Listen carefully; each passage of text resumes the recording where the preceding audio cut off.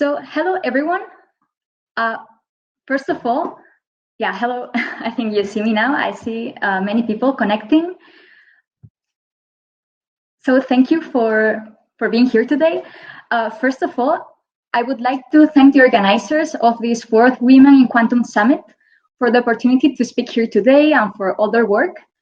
And thank you to all the people who are connected to this talk. I see, well, 70 of you are here already. It's a pleasure to be here today and to talk to you about this very interesting topic. My name is Andrea Cadarso. I work at BBVA.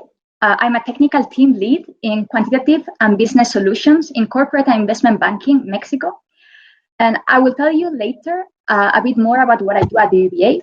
But for now and today, I want to talk to you about my experience in quantum computing projects, both in academia, pursuing a PhD in these topics, and afterwards also in a corporate environment in collaboration with other teams at BBVA. So I have entitled this talk as a personal journey towards quantum computing, because this has certainly been a great journey, and I would like to share it with you today. So any great journey starts somewhere, and mine started way before college. When I was in high school, I really loved reading about math and physics, and I used to do this a lot. And one day, I found a magazine called Investigación y Ciencia, which is Science and Research in Spain, and this had a monographic on the future of computing, and it talked about quantum computing. It also talked about great researchers in the field, and in particular about Ignacio Cirac. If you know about him, he is the lead scientist of the theory division at MPQ at Max Planck Institute in Munich, and he's Spanish. So for me, he was an inspiration at the moment. I found the topic very interesting, and since there was no Coursera or EDX back then, I tried to devour other outreach books related to this topic, to quantum computing, just out of sheer curiosity. Before college as well, I had the opportunity to participate in mathematics and physics contests called Olympiads, and also to attend Math Camp, which was a mathematics camp in the United States, which was for high school students who were interested in mathematics.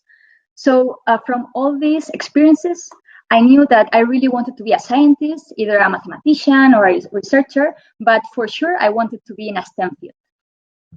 So I decided to study at Universidad Complutense de Madrid. I started studying math and physics.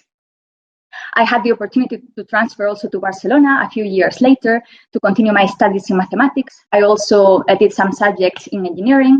I found it all very interesting, but I wasn't sure what I wanted to research in the future. I just knew I really liked many topics. So in my last year of college, I went back to Madrid to finish my studies. And I also started considering what I would like to research in the future. So thinking about this, I found again this very interesting topic, quantum computing, which seemed to join different interests I had, which were mathematics, computing, physics. And for me at the moment, it seemed like an area with a very promising future. And also, as I just said, it was an intersection of different areas that I found fascinating.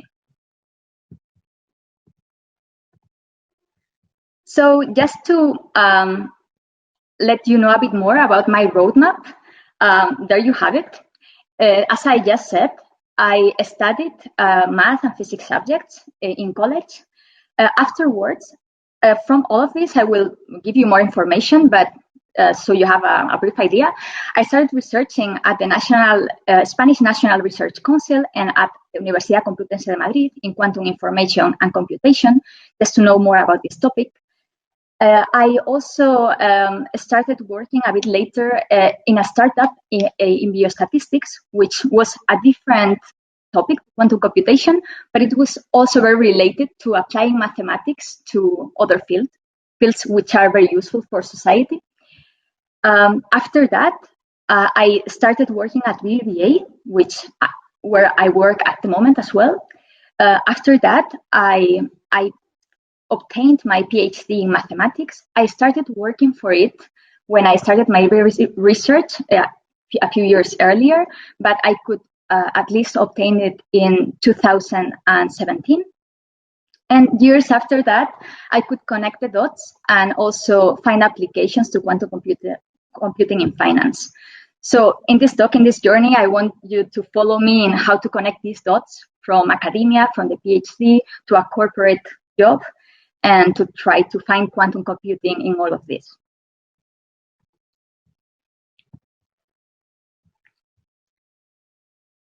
So let me go back to the PhD before I started working.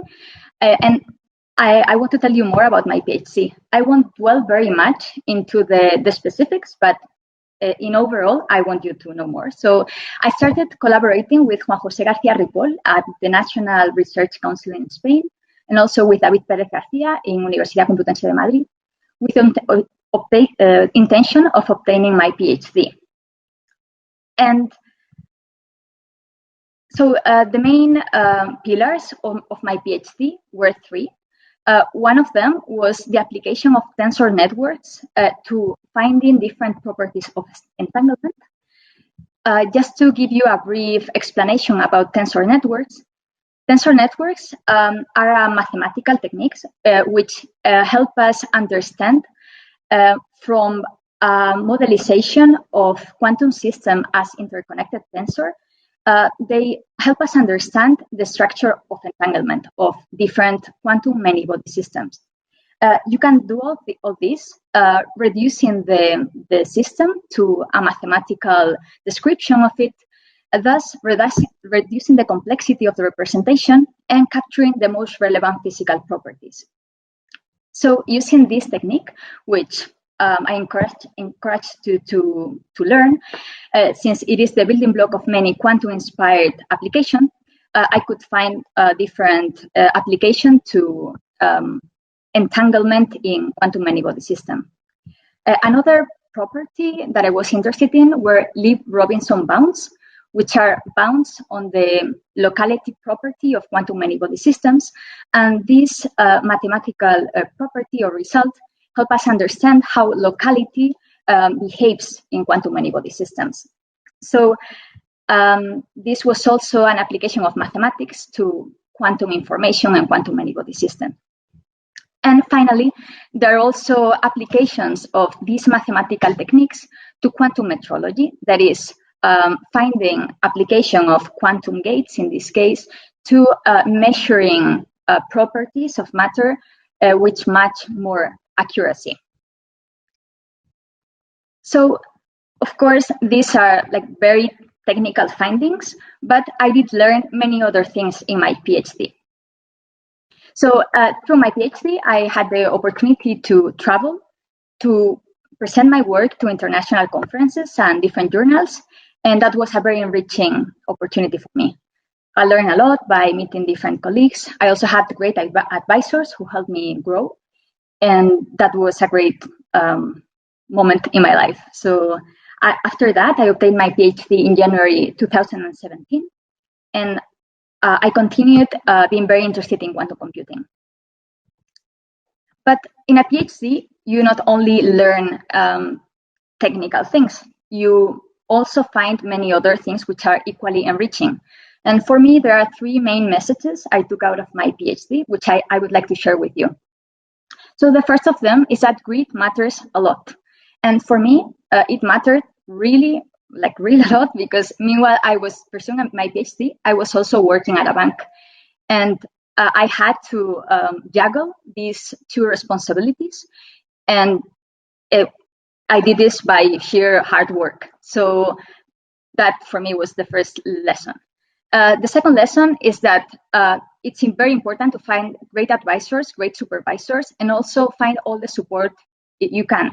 That is family, friends, and professionals. In my case, I had a lot of support from my family, but also from my company, from my colleagues, and that made all the difference. And the second, very important lesson is that in your PhD, you have a period of time to understand yourself and to think about what you want to do afterwards. And for me, since I was also working at BBVA, that meant that even if at the beginning I wanted to be a researcher, I found that in a private company, you also have many opportunities to research and to to solve problems and to do something equally fulfilling. So as you just discovered from what I just said, even if I started out wanted to be a researcher in quantum computing, during my PhD, I found out finance by working at BBVA, and I found out that there were many problems which were worth trying to solve, and that investment banking was also a good career to be in. So meanwhile, I was doing the PhD, I started working at first in Biostatec, a spin-off from the Universidad de Santiago de Compostela in biostatistics, and after work at BBVA, at the trading floor in Ciudad BBVA, Madrid. So the main work that we do here has nothing to do with quantum computing. I was working at a team that is called Quantitative and Business Solutions, which is also known as the Quants team.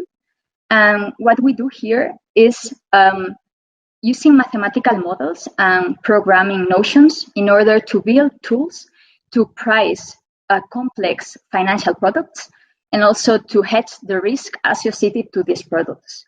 There are also many interesting projects related to this, such as the transformation of the digital platform of BBA or many other such projects. I really like this job. I think it's a great job for people who are interested in mathematics, physics, engineering.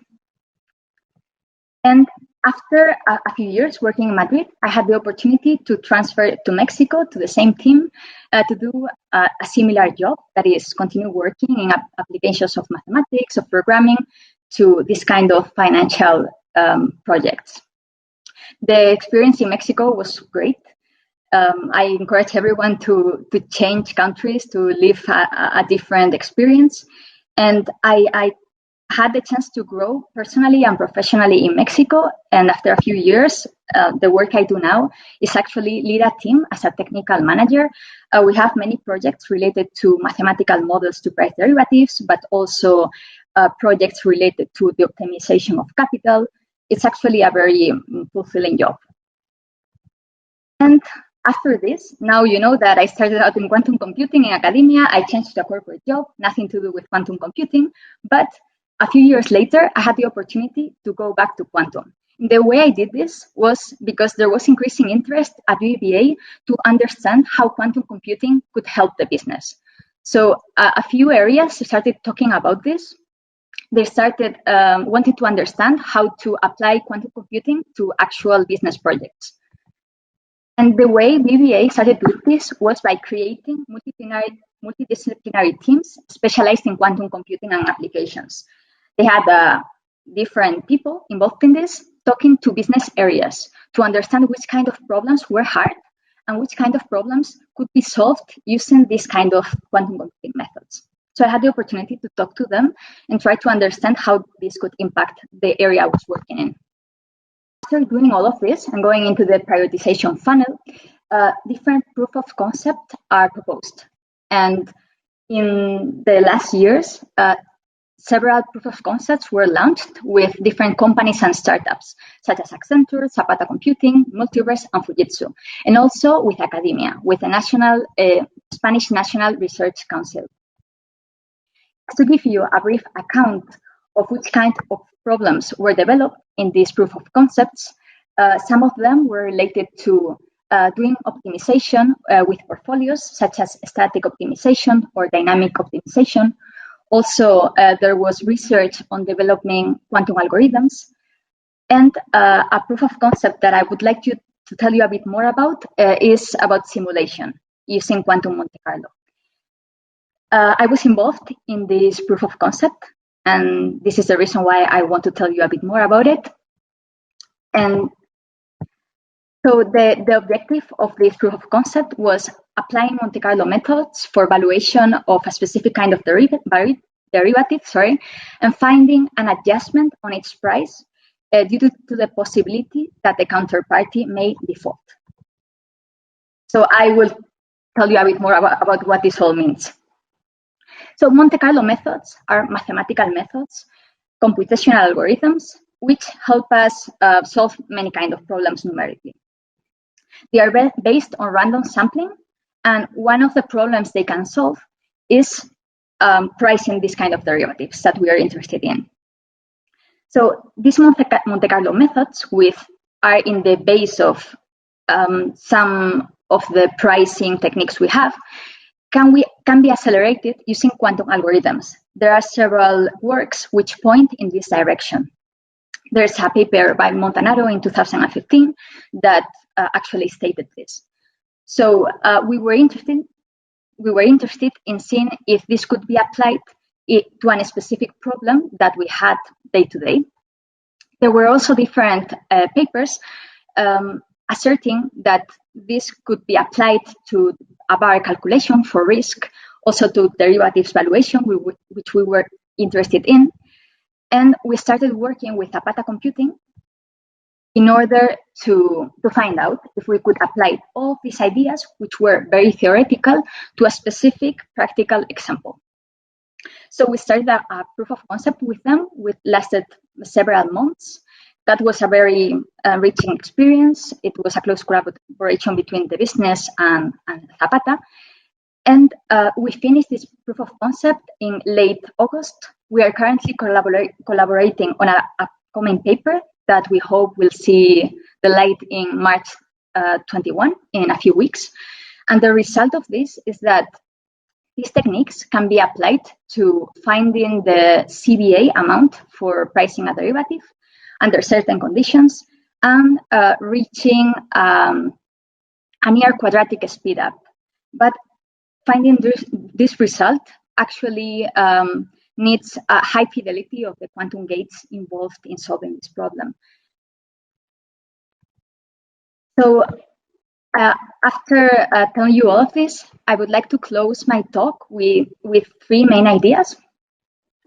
So the first of these ideas is that if you are interested in a career in mathematics, engineering, physicists, your research in these areas, this is worth learning for its own sake. That is, maybe you don't have an immediate application to the next job you will be applying to, but maybe in the future, this will help you connect the dots in your job, in your research, and it will help you find new solutions to existing problems you face. Also, the other lesson I take out of it is that there are many paths to research and to a professional career, either in industry, academia, entrepreneurship. So look for yours and don't be afraid to make a change if you need to. And the third one is that I think the future in quantum computing is very exciting, and I hope that we can all contribute to it in the years to come. So with this, I would like to thank you for your attention. Enjoy the rest of the conference and have a great day.